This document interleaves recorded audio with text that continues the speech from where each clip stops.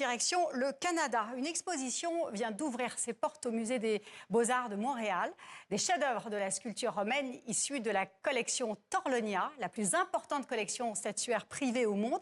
57 statues se sont donc installées dans le musée montréalais en grande première. Notre correspondante Catherine François est allée à leur rencontre. Reportage.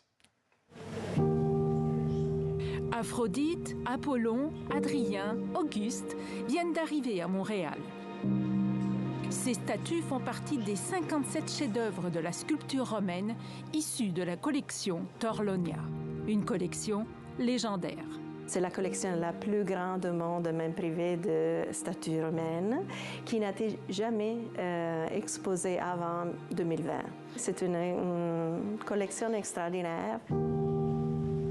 C'est le prince et banquier romain Alessandro Torlonia qui a assemblé cet ensemble statuaire exceptionnel à la fin du XIXe siècle.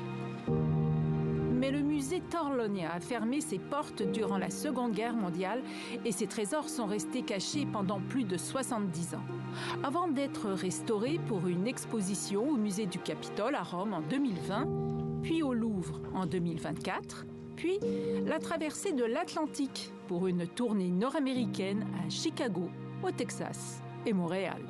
C'est une Aphrodite, donc c'est la Vénus, c'est la déesse de la beauté. Ces statues ont plus de 2000 ans, mais elles sont intemporelles parce qu'elles nous parlent de la vie, la mort, le pouvoir. On est toujours attiré par leur humanité. Comment, par exemple, les bustes des empereurs utilisés pour la propagande politique, ou comment les bas-reliefs funéraires est utilisés pour mémorialiser la perte d'un enfant, par exemple. Quand on regarde cette sculpture, on n'a pas seulement le niveau historique, le niveau archéologique, mais aussi le niveau de valeur qu'on partage comme humanité. C'est la Fondation Torlonia qui gère les 623 pièces que compte la collection et leur restauration. Des travaux qui prennent entre 1 et 6 mois, selon la taille et l'état des sculptures, mais qui ne permettent pas, malheureusement, de retrouver les couleurs qui les embellissaient à l'origine.